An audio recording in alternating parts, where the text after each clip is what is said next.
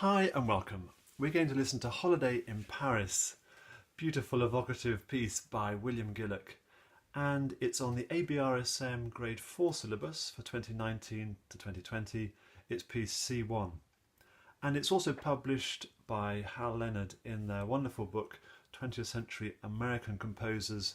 There's a series of these, and this is the intermediate level book, and that book also contains William Gillock's Holiday in Spain, which, if you enjoy this, you'll like that one too.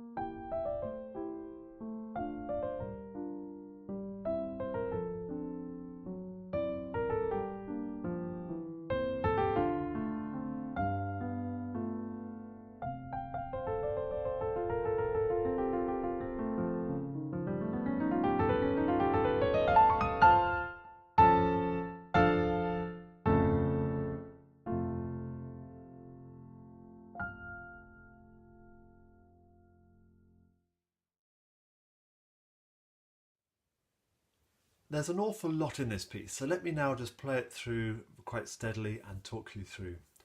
The left hand really underpins, obviously, the harmony of the whole thing, and I'm using the pedal exactly as it says in the booklet, so I'm holding down these notes with the pedal throughout the bar, even through that crotchet rest. The crotchet rest, I think, is William Gillock kindly telling us, don't worry about your fingers, just hold the notes down with the pedal. And then those notes will ring out during the rest as well. And there's a beautiful bottom line, isn't there, that's descending through an F scale with a few chromatic passing notes thrown in as well. And enjoy that line, and at times you might want to bring elements of that out in the texture. And this beautiful, very evocative melody. So it's just not, is it a melody? Would you sing it? Or it's just an idea almost? The harmony is almost more important.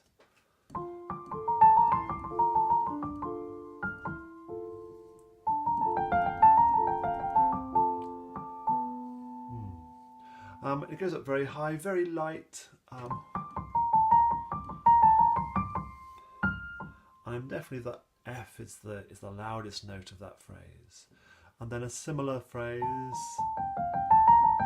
with more of a minor feel about it, D minor, relative minor. And that D at the top can catch you out. You might want to play a B flat there, but it's a D. And this lovely chord sequence here that I'll talk to you more about in a moment. Definitely has a descending feel going on. Notice how those right hand phrases, and the same thing, just gradually moving down the piano. It's a great compositional idea, it's a sequence. I actually like doing that fingering to get to the B flat, but you could do that as well. And then at bar 16, no pedal. A bit of an accent on that one. And we want to bring out that rising scale in the left hand.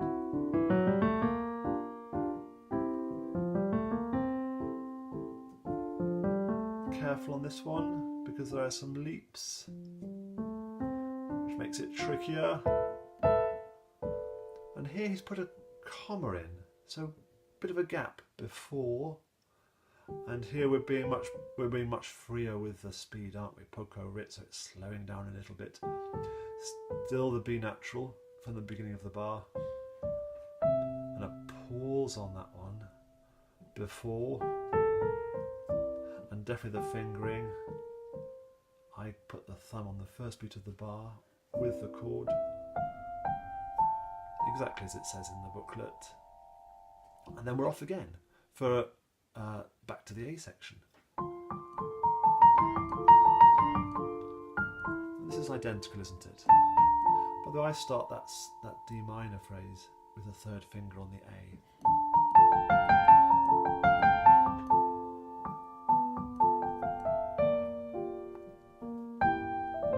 And this carries on, and then we get to bar 40. I should have just carried on.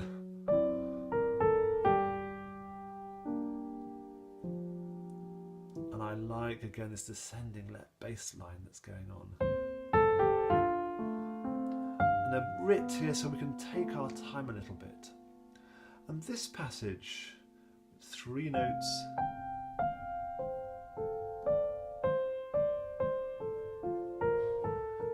to start with in the right hand, then a couple in the left, and it gives you a sort of off-kilter feel about it, which is lovely. It says third finger. I do the second, I think, and I'm doing the thumb there. You take your pick. But it's all light and delicate here, and don't be in too much of a rush, I suggest. And here he wants you to pull back a little bit. And that's a little bit awkward, that's quite a big leap. The fingering they suggest is that, which works really well. I think sometimes I did 2-4. You can do all sorts of things there. And then here, we've got a whole tone scale in various octaves to give you that lovely sort of spooky sound. And the pedal is on all the way through this section. Hold back a little bit, and then you need to know where you're going for that. So take your time to learn the notes.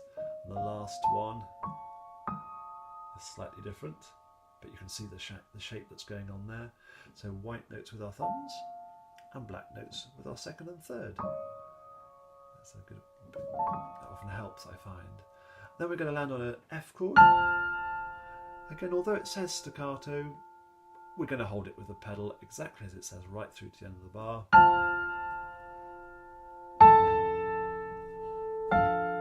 And then it's getting not quite as loud, but still loud. And then it's actually going to get a quiet chord at the very end. And I'm holding on to that and that, all with the pedal. So I've got sort of 4 bars of music at the end, all sustained with the pedal.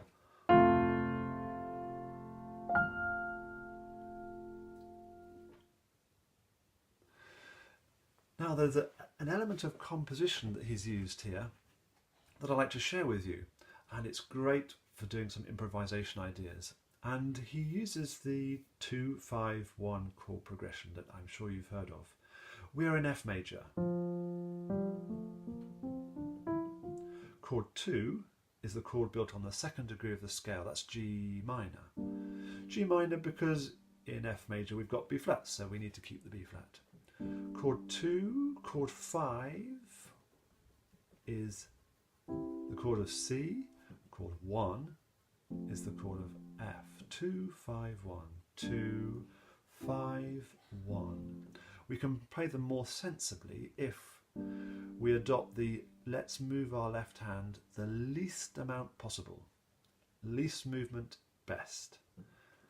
So there's chord 2. Chord 5 is a C chord.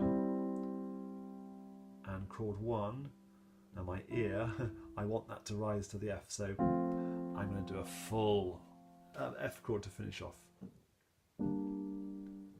I need that note to rise in my head. So there we go. So we've got a sequence there. 1, 2, 2. Let's do 4 beats on that one. 2 beats on that one. 2 beats on that one. 2, 3, 4. 2, we could improvise those little ideas with our right hand.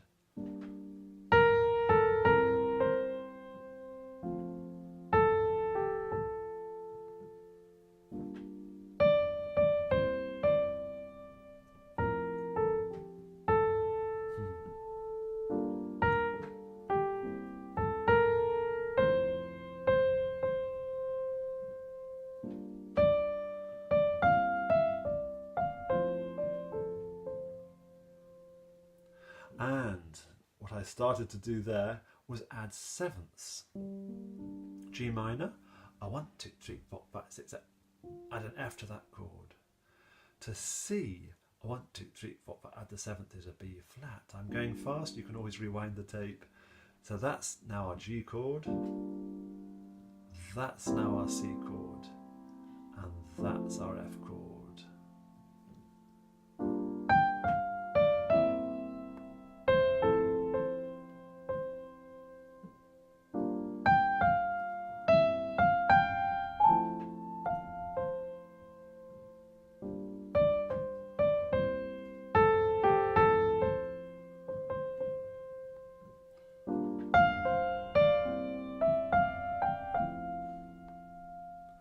And if you're feeling brave, you can now add another passing chord. We're going to move from there to an F sharp diminished, which just slides us up to the G minor.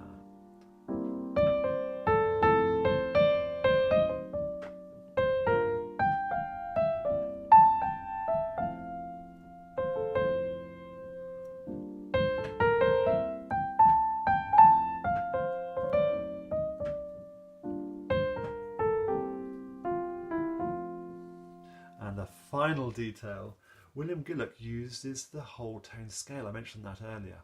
It's in bar number. My bar number's been punched out with my hole punch to put it in a ring binder. It'll appear on the screen.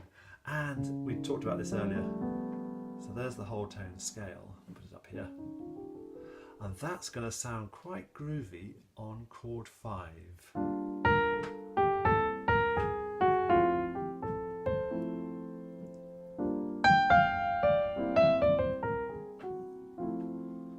That sounds quite fun.